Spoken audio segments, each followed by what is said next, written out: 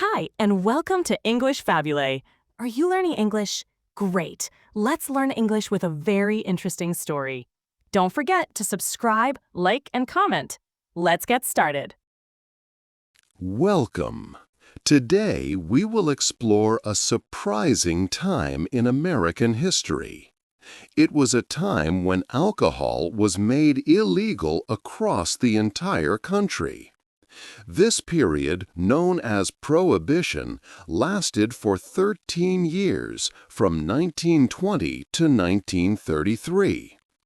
During these years, it was against the law to make, sell, or even transport any alcoholic drinks.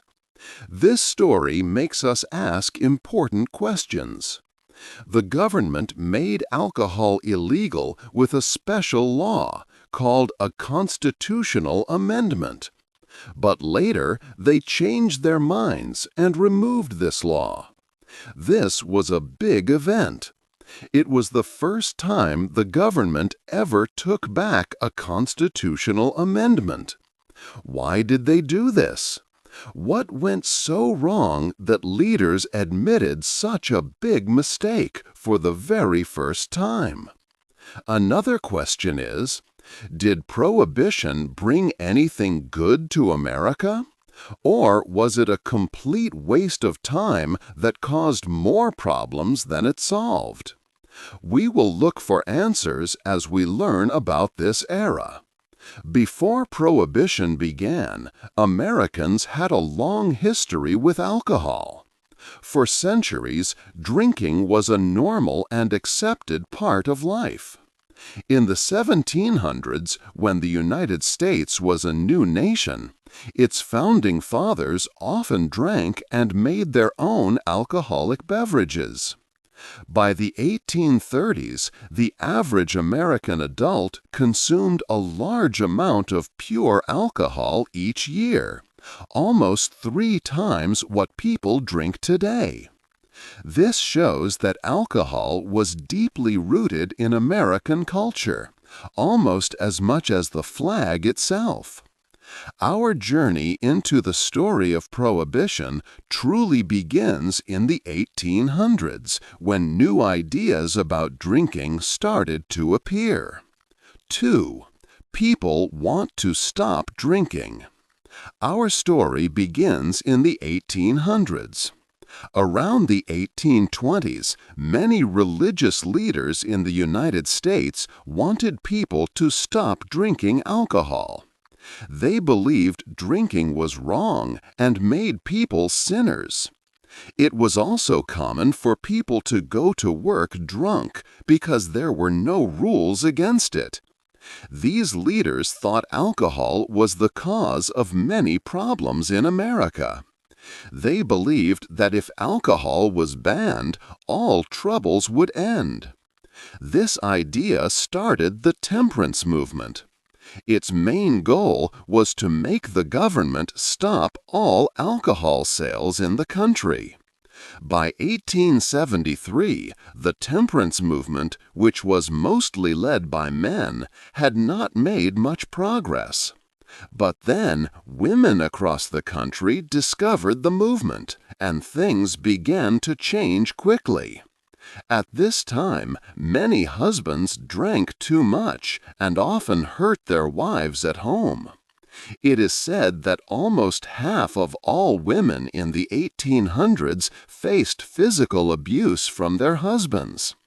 In those days, women could not vote and had very few rights. So, when these women saw a chance to stop the abuse, they created the Women's Christian Temperance Union, or WCTU. The WCTU was different from earlier groups. These women were very active and direct. They would go to bars, called saloons, and stand outside to stop men from entering. Sometimes they even went inside and caused big scenes. One famous WCTU member was Carrie A. Nation.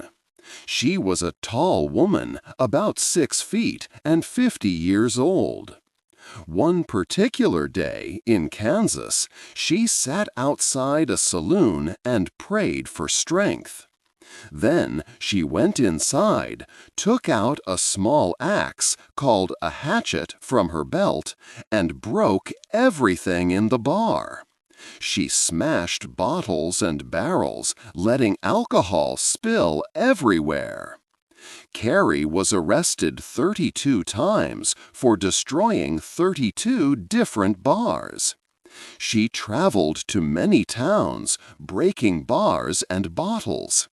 Newspapers called her Hatchet Granny. She would often say, "I'm a bulldog running along at the feet of Jesus, barking at what he doesn't like." Carrie even claimed she was upset that no one ever tried to shoot her. She believed if you are not ready to die for a cause, then it is not worth fighting for.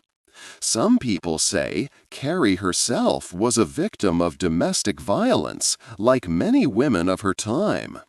This gave her a strong and understandable reason to hate alcohol and want to destroy it. 3. Alcohol is illegal. The Women's Christian Temperance Union, or WCTU, worked hard to stop people from drinking. But their fight became much harder over time. The United States was growing fast, with many new factories being built. This period of industrialization changed how alcohol was made.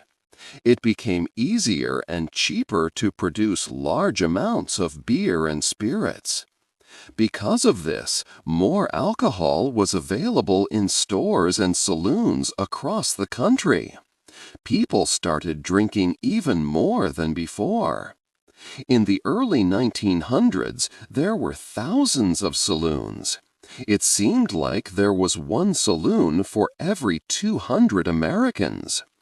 This made the efforts of groups like the WCTU and the Anti-Saloon League very difficult.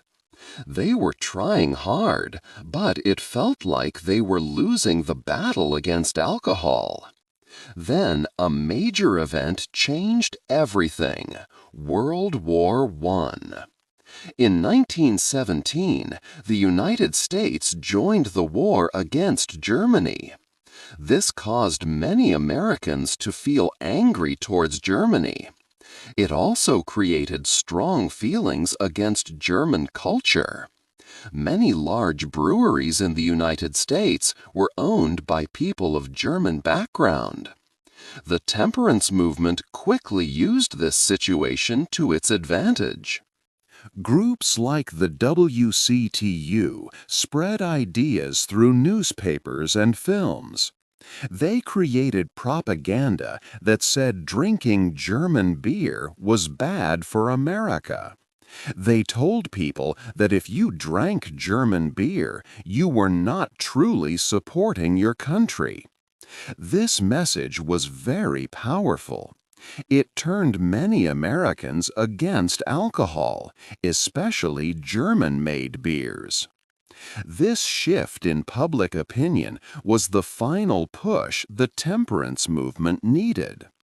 In 1917, the WCTU and other groups worked to get a new law passed. They asked the United States Congress to make alcohol illegal. 2 years later, in 1919, Congress passed the 18th Amendment to the Constitution. This important amendment officially made it illegal to manufacture, sale, or transportation of intoxicating liquors. By January of 1920, the new law was in full effect. The distribution of alcohol officially became illegal in the United States. This historical moment was the start of Prohibition. The country began a new era where alcohol was against the law. People hoped this would solve many problems, but new challenges were soon to appear. 4. Secret bars and smugglers. First, prohibition seemed to work. Police made many arrests in the beginning. Alcohol-related arrests then went down. One jail in Chicago even closed because it had so few inmates. The government believed this showed the alcohol ban was working. Some reports said alcohol use dropped by 30% in the first year across the country. However, people still wanted to drink. The law said making alcohol in large amounts for sale was illegal, but it did not say that making alcohol for yourself was illegal. This was a big loophole. So, many people started making their own drinks at home. For example, grape juice sales rose sharply in 1921. Companies noticed this and sold juice kits. These kits even had warnings not to let the juice sit too long, or it would turn into wine. For those who did not want to make their own alcohol, new secret bars opened. These were called speakeasies. They were hidden in places like basements, back rooms, or inside flower shops. To get in, you often needed a password or a special knock. The 18th Amendment did not make drinking alcohol illegal. It only banned making, selling, or moving it. So, if police saw someone drinking, that person was not breaking the law. This created a confusing situation, and many found ways to get around the rules. Most of the alcohol for these secret bars and homes came from two groups of people. The first group was called bootleggers. They made their own alcohol from various things like potatoes, sugar, or corn. This homemade alcohol often tasted bad. The second group was called rum runners. They did not make alcohol themselves. Instead, they brought it from other places, like across the borders of Mexico or Canada. They used clever methods to hide the alcohol. For example, some used fake floors in cars or special gas tanks. Rum running became a huge underground business, earning millions of dollars without paying taxes. 5. Poison in the alcohol. Charles Norris was New York City's first chief medical examiner. He was born in 1867 to a rich family. His family wanted him to work in a bank, but Charles wanted to save lives. He studied medicine in Europe. There, he learned about forensic science. This was a new way to use science to solve crimes. Charles found it very interesting. In 1918, Charles Norris came back to the United States. He got a new job at Bellevue Hospital in New York City. He was hired to use his new forensic science knowledge. Soon after starting, he noticed many dead bodies came to his lab. They smelled strongly of alcohol. This was strange, even before Prohibition began. Charles looked closely and found that all these people died because their alcohol was poisoned. He realized there was a big problem with alcohol in New York City. To help him, Charles hired another forensic scientist named Alexander Gettler. From 1918, Charles and Alex worked together. They found that most alcohol-related deaths in New York City were from poisoned alcohol. The alcohol was mixed with dangerous chemicals like cyanide, arsenic, and lead. They tried to tell the mayor and other leaders, but no one listened to them. For some time, Charles and Alex did not know what to do. Then they made an important discovery. They learned about a government process called denaturing. This was when factories added chemicals to industrial alcohol. This kind of alcohol was used in paint or cleaning products, not for drinking. Factories did this to make the alcohol content lower. If the alcohol content was too high, companies had to pay a special tax. Somehow, this poisoned industrial alcohol was getting into drinks that people consumed. Charles and Alex did not know how this was happening or why. But people were dying, and no one wanted to take responsibility. When Prohibition started in 1920, the number of deaths from poisoned alcohol went down a lot. With less alcohol, there were fewer poisonings and fewer deaths. So Charles and Alex continued their work, but this particular problem seemed to fade away. However, things changed by the summer of 1926. 6 years into Prohibition, the government was losing its fight against illegal alcohol. Rum runners were bringing a lot of alcohol to people. Much of this was denatured alcohol. Rum runners were paying scientists to take the poisons out of it. Congress saw this and wanted to stop rum runners. They decided to take stronger action. Rumors spread that Congress planned to make it impossible to clean the poison from alcohol. So, the government started adding new, very dangerous chemicals to industrial alcohol. These included kerosene, benzene, and pyridine. These poisons could not be filtered out. If someone drank this alcohol, they would have terrible hallucinations and severe stomach pains. The worst result was death. This new, deadly plan would soon lead to a terrible event. 6. A deadly Christmas. It was Christmas Eve, 1926. Snow fell lightly, and jazz music played in the air.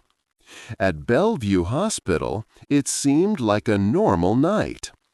Then a scared man ran in. He screamed about Santa Claus chasing him. The man collapsed, went into a coma, and then died. Soon more people arrived at the emergency room. They all spoke of strange visions before falling ill. They were drunk and smelled strongly of alcohol. By the end of the night, more than 60 people were sick. Many became blind. 8 of them died.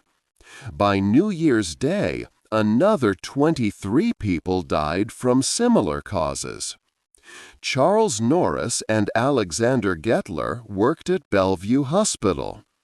This sudden wave of deaths reminded them of earlier poisonings. But this time it was much worse. Charles felt that the government could have stopped this. He believed they were responsible. So Charles decided to tell the newspapers. On December 28, 1926, he gave a statement to all New York City newspapers. He said the United States was morally responsible for these deaths. Alex also shared information with the press. He showed a list of every person he and Charles had seen poisoned. Most of these people were from the working class. They bought the cheaper poisoned alcohol. In 1926 alone, Alex counted 1,200 people who were sick or went blind. 400 of them died. This news spread fast across New York City and then the country. Newspapers like the Herald Tribune used the report to show Prohibition was failing. The New York Times called for the 18th Amendment to be ended. For a time, news about Charles and Alex was everywhere. In 1927, the government admitted that they were poisoning the alcohol. People were very angry. A new law was quickly proposed in Congress. It aimed to stop adding more poisons to industrial alcohol. But the law did not pass. Some politicians argued that if people did not break the law by drinking, they would not die. Charles and Alex kept trying to make a change, but they had no luck. The alcohol supply stayed poisoned. By the end of Prohibition, tens of thousands of people had died from this tainted liquor. 7. The rise of the mafia. Prohibition made alcohol illegal, but people still wanted to drink. This created a big chance for criminal groups to make a lot of money. Before, groups like the mafia had a hard time finding work because of how Italian immigrants were treated. But now they could sell alcohol. This gave them more power and money than ever before. In Chicago, many mafia families joined together. They created something called the Alki Ring. This was the biggest operation for making and selling illegal alcohol in the country. They hired many people, like lawyers, truckers, and workers for warehouses. It was almost like a real business, but everything they sold was against the law. They also paid off police, judges, and politicians to help their business run smoothly. Johnny Torrio and Dean O'Banion led the Alki Ring. But their relationship was not good. Dean O'Banion was angry because a rival group, the Genna brothers, sold alcohol in his area. This broke the rules the families had agreed on. Dean stole alcohol from the Genna brothers' trucks. Then Johnny Torrio had Dean killed in a flower shop. After this, Johnny left the business. He gave all his operations to his best friend, Al Capone. Alphonse Capone came from New York.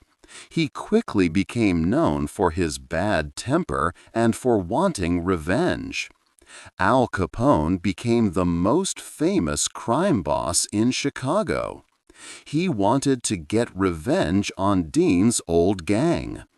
His main target was Bugs Moran, who became the leader of that gang in 1925. Al Capone had many of Bugs Moran's men killed. Bugs Moran tried 3 times to kill Al Capone, but he failed. Al Capone pretended to make a peace agreement with Bugs Moran, but it was a trick.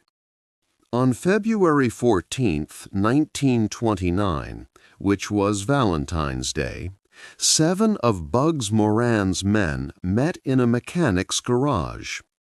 They were waiting for a big delivery of whiskey.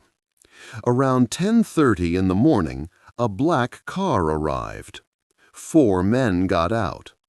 2 wore police uniforms and carried shotguns. The other 2 wore suits and carried machine guns.